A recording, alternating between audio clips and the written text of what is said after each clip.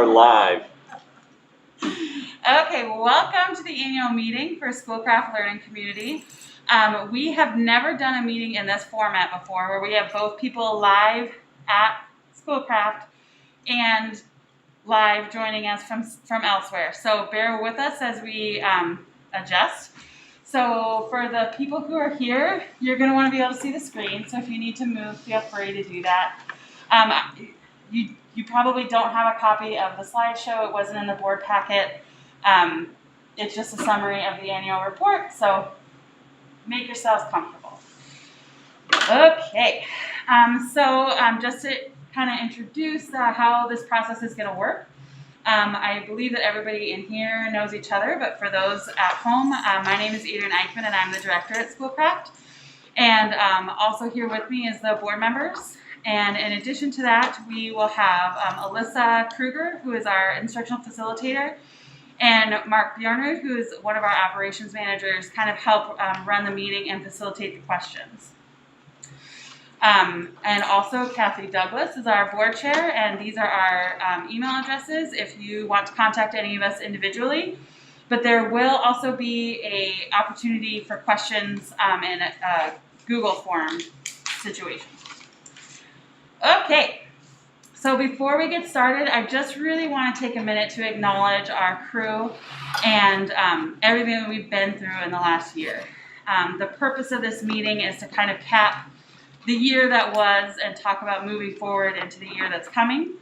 And when I think about how other schools are doing and what I've heard from other school leaders, I'm just really grateful to our staff and our families for working so hard last year to keep our connections really strong. Your efforts are really paying off this year. We have not seen the kind of adjustment issues that other schools are seeing, and I really think that's because of all the hard work we did last year to stay really relevant in each other's lives. Something that's unique about Schoolcraft is that we do not pay lip service to the term community. It is a goal of ours to model true responsibility to each other. And that is all over the place in this annual report.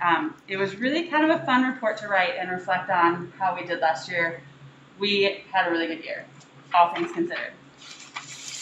So in our meeting tonight, we hope to present the highlights from our annual report for 2020 and 2021. I'd like to put those things into context for everybody and then reflect on the goals that we accomplished last year and then present the goals for the coming year. I also want to collect and answer questions as we go. Mark and Alyssa are both going to be taking questions and then asking me questions that I could probably answer on the spot, but also keeping questions that might need a little bit more research or time for me to kind of pull some answers together before I respond. It could be a great time to do a quick pop quiz on random stuff, so we'll see what kind of questions we get.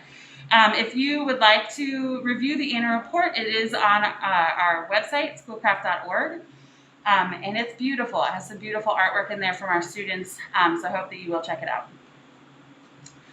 This is the link that you can use if you want to ask questions. Folks that are here, there's a written form if you want to submit written questions, and then Alyssa can add them into the form, and Mark and Alyssa can ask me. Or if you want to just use this link, that's fine too, whatever you're most comfortable with.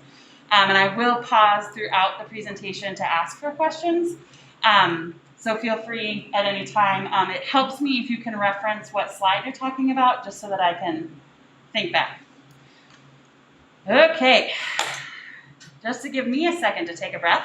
It is customary at Schoolcraft to start every meeting with a reading, which gives us something to focus on and a foundation to build context and understanding.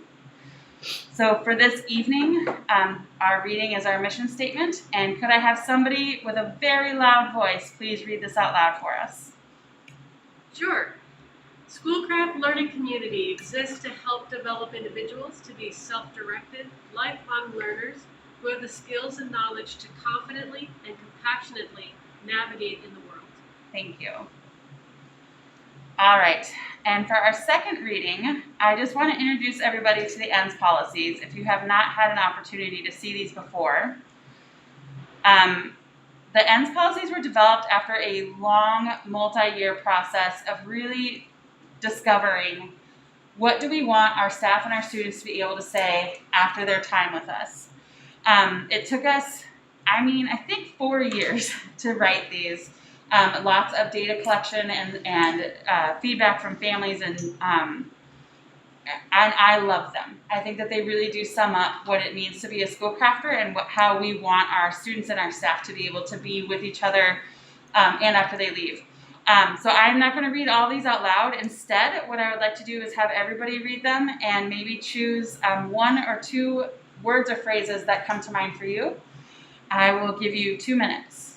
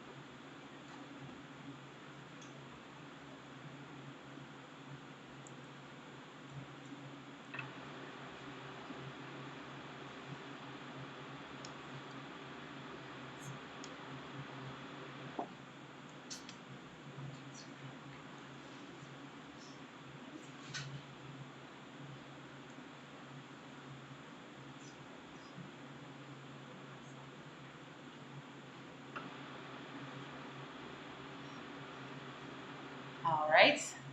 So if we could, please, everybody will just go around in this direction, share their words or phrases that come to mind for them, and just to bring those thoughts into this space.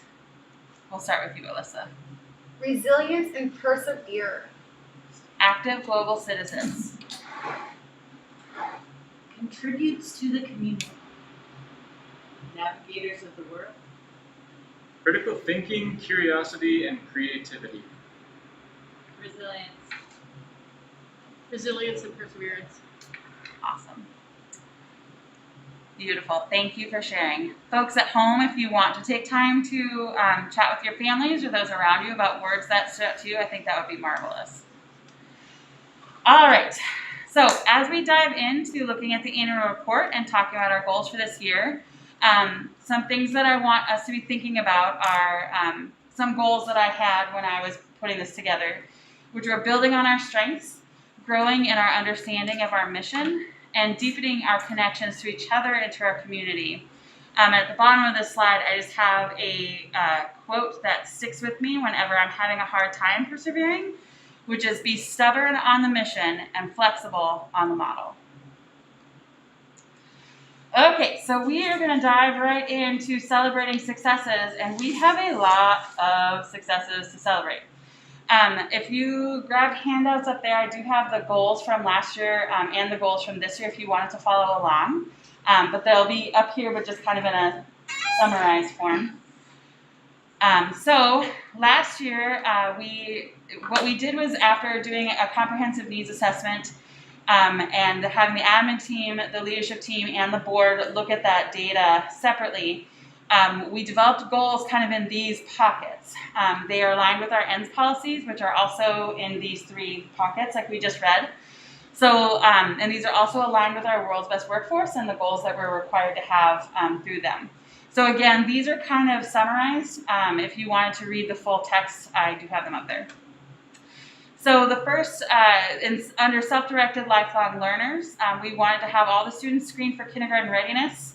We wanted our spring STAR tests to increase by 27% in reading and 34% in math, and we wanted to vertically align the curriculum. Under confident and compassionate, we wanted to continue offering SEL classes K through 8.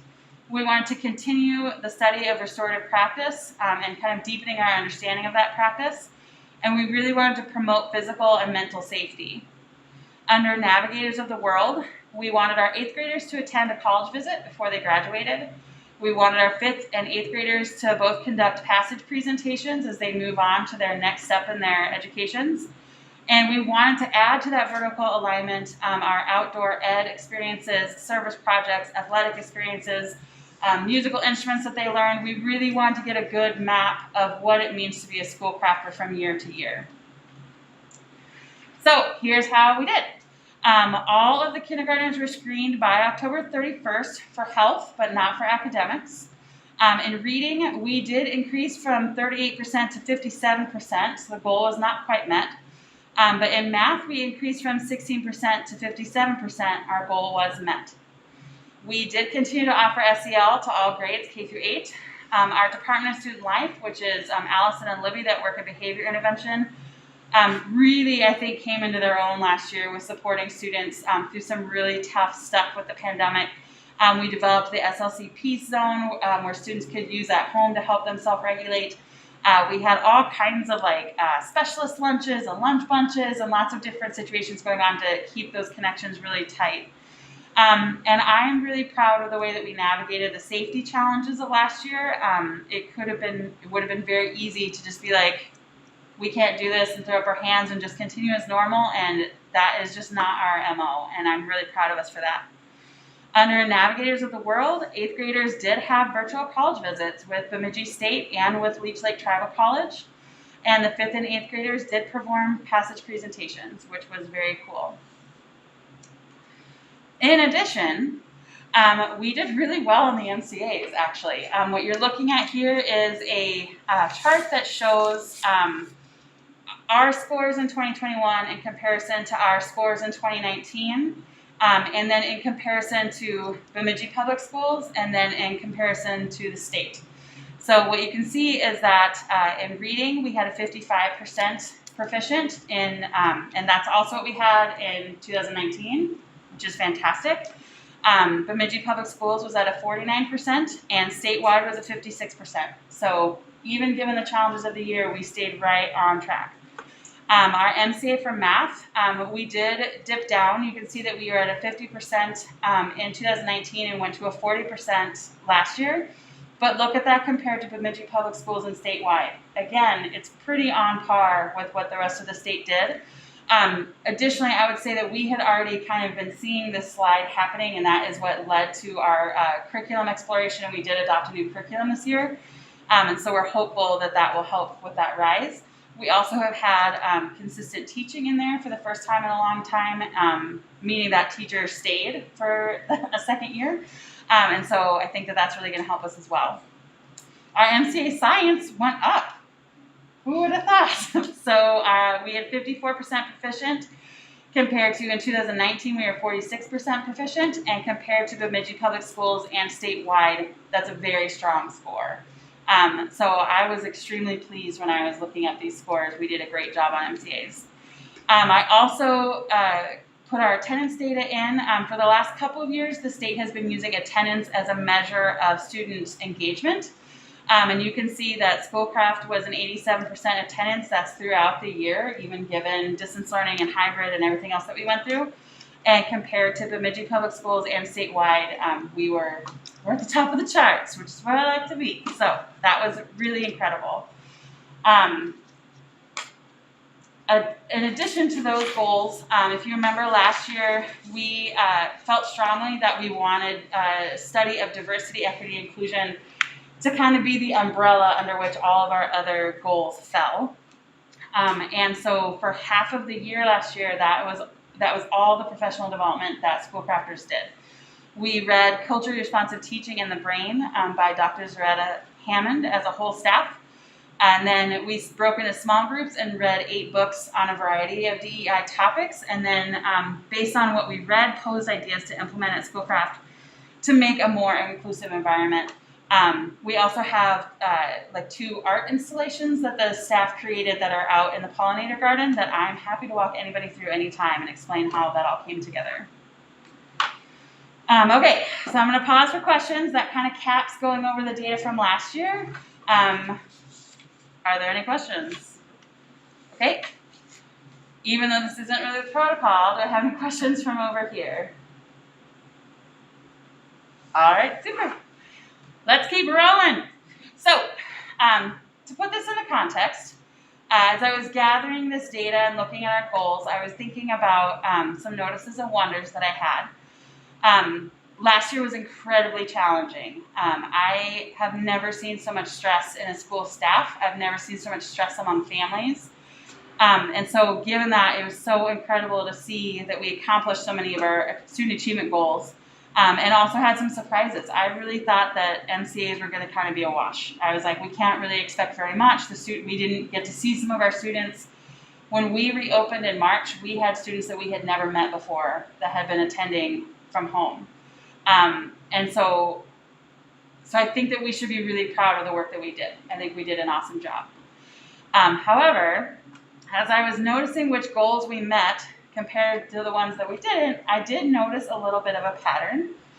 That the goals that we accomplished like straight on, like, yep, check it, got it, were all kind of one and done goals. They were goals that were kind of like, okay, yep, college visit, got it, put it on the calendar, let's make it happen. The goal about vertical alignment, for example, has been something we've been talking about since I've been here. So 6 years we've been talking about, we really want to get that vertical alignment together. So that's something that I really want us to tackle. We need to have a long view. We need to start thinking about our long-term goals. Schoolcraft has been around for 20 years. We are not a fly-by-night kind of school. Implementation science will show that any innovation that you put into place in any kind of organization takes 8 years to start showing improvements. So we need to work on implementing those long-term changes. While I totally believe in the beauty of a quick win, we also need to be able to sustain our energy for long-term goals. And so, as we come out of the pandemic, we know that things have changed. The idea that we're preparing our students for a world that doesn't yet exist is even more pronounced than it was before. And I feel like questions we should be asking ourselves is, what is the new normal? And more importantly, how are our students answering that question? And what kind of school do we want to build? Who do we want to be 3 years from now, 8 years from now, 20 years from now? The second challenge is that the goalposts are moving. Our ends policies and our mission statement are just as relevant and critical as they've ever been. However, I believe that our tools and our methods and our vision might need to adjust to address where our students and families are now. So I propose that this year be a self-assessment year and lead into strategic planning in the summer of 2022 that will give us a new 3-year plan. If you guys recall, last year I asked that we were supposed to do strategic vision or strategic planning in the summer, and I asked that we kick it forward a little bit. And I feel even more strongly that that was the right thing to do. Like, we need a year to kind of see who we are now that things have changed so much in our world, and then start moving forward with a brand new plan starting next year. So this means that we need to work on self-study and reflection, we need to work on data collection, and we need to be preparing for that strategic planning. And that means that this year we are going to be spending some time collecting data through learning walks, through instructional rounds, through focus groups, and I have written goals based on those ideas of discovering who we are now and discovering where we'd like to go. Questions? Questions over here? Okay. Who does the data walks? I have in the past. We have talked about having Alyssa do some, or even having teachers look at each other, and that has caused some anxiety, but I think that's something that we need to revisit. I am going to have, you'll see in these goals that I do have a goal for 100 crew walkthroughs, and specifically crew, and I am going to have Jake assist with that. He's our cultural facilitator, and so I think that him and I together doing those walkthroughs will collect that 100 visits. Any other questions? Okay. All right, so here's our goals, and these are up in the handouts if you want a hard copy to look at. So again, I put these into the buckets of the self-directed lifelong learners, navigators of the world, confident and compassionate. So many of our goals from last year have remained, and that's intentional. Again, I don't want to be a one and done kind of school. I think that a lot of the things that we did last year we should keep. And I also am cognizant of the fact that the pandemic is still happening, and so we don't want to necessarily just start throwing a bunch of stuff out there. What I really want this year to be like is drawing back the bowstring and getting ready to make a big leap in the years to come. And so the goals reflect that. So our goal about kindergarten readiness has basically stayed the same. However, I do really want to try to get that academic screening in prior to October 31st. Typically, we would have a screening in the summertime, like in August, to try to collect that data, and we haven't because of the pandemic. And so that's something that I'd like to add back into our calendar. On MCAs, I would like to see us go from the 55% in reading to 60%, and from a 40% math to 45%. I think that that's very manageable for us. We do have new curriculum K-8 in math, and so that's going to be a challenge to navigate through that new curriculum.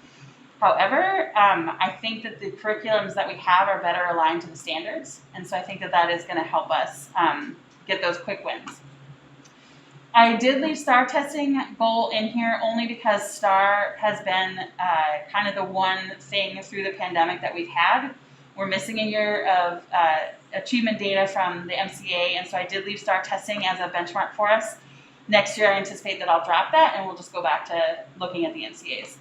And so what I would like us to do is get from 57% at the end of the year to 67% in reading, and from a 57% in math to 67%, and that is based on last year's goals, not this fall goals. Okay, I would also like the staff to prepare for vertical alignment of Schoolcraft student experiences. And so that would mean our academic experiences, which has to do with our curriculum and what kind of books are they reading, what kind of texts do they have. Those anchor texts need to go through a selection process that has equity in mind. The vertical alignment, I would like to also include specialist experiences. As I mentioned before, like in 3rd grade, everybody learns how to play the recorder. In 5th grade, everybody learns how to play the ukulele. Like, I really want us to map out those experiences, and so that we can get a really good view of what do our ENDS policies look like in real life when we stand them up and put them into a student.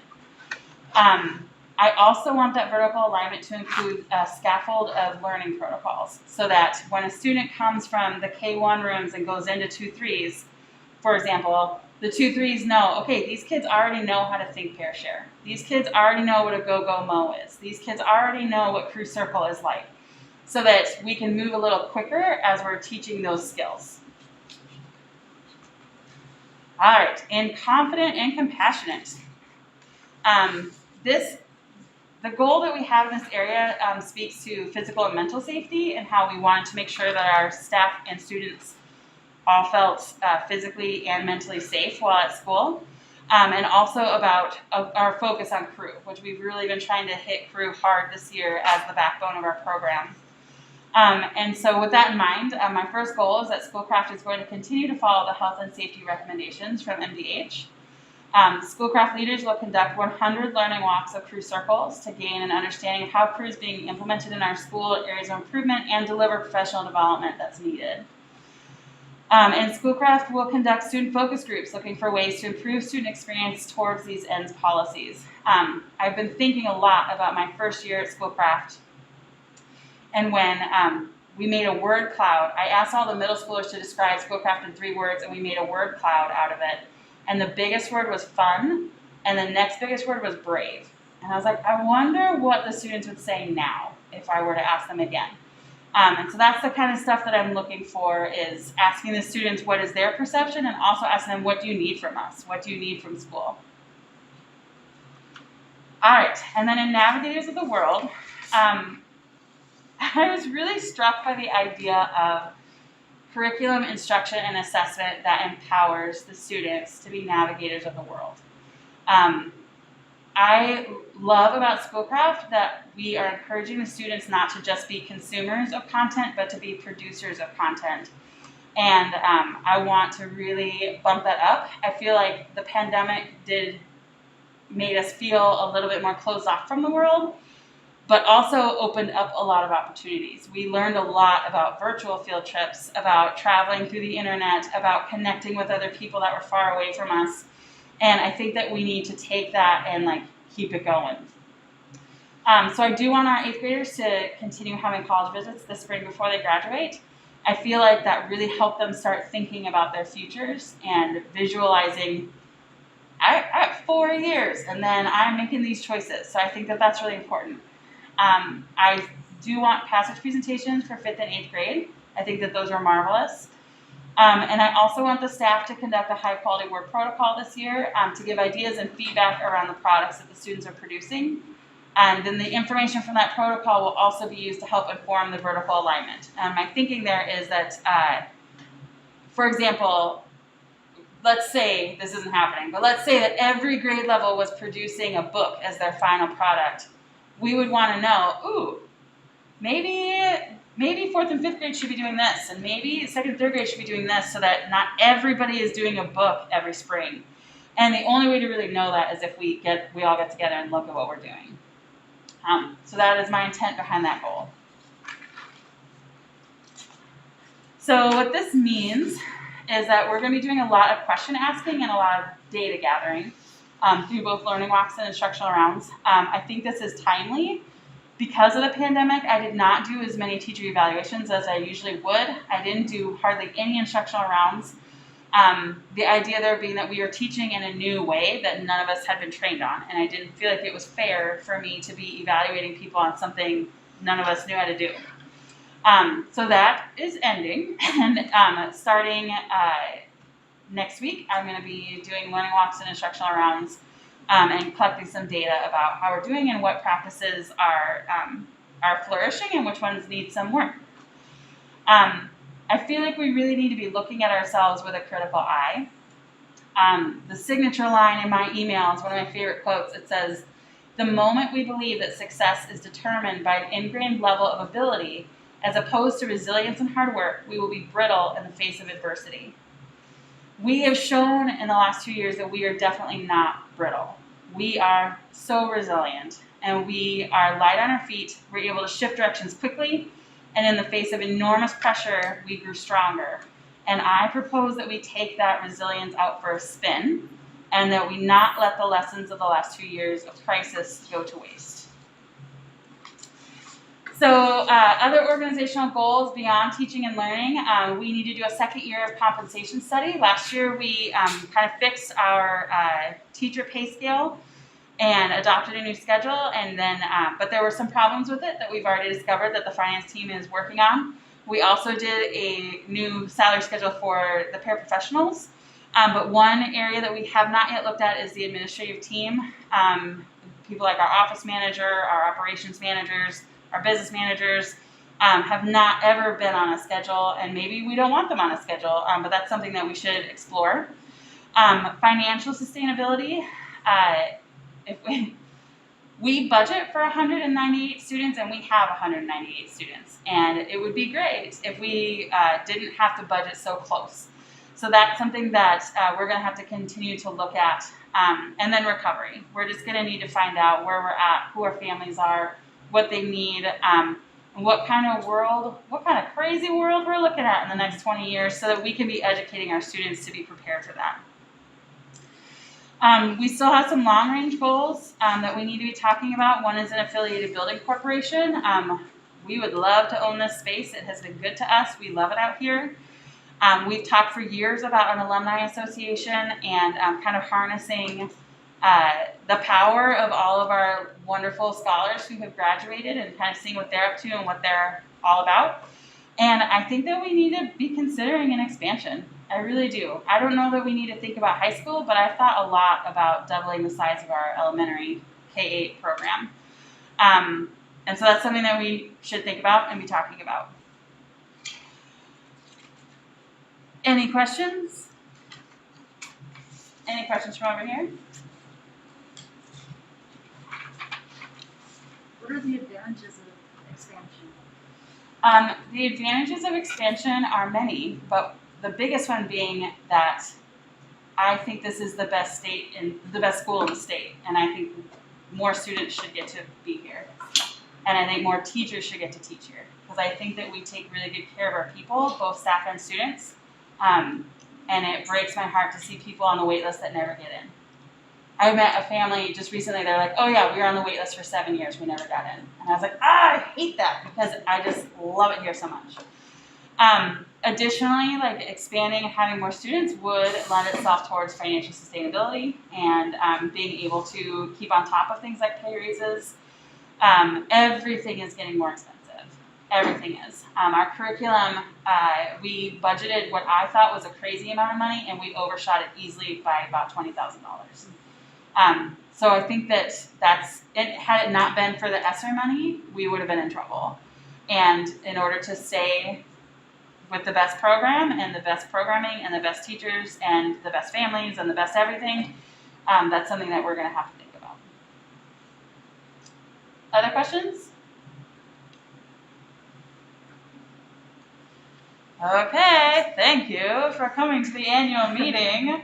I hope you learned a lot, and if you have other questions, feel free to email me and we can talk more.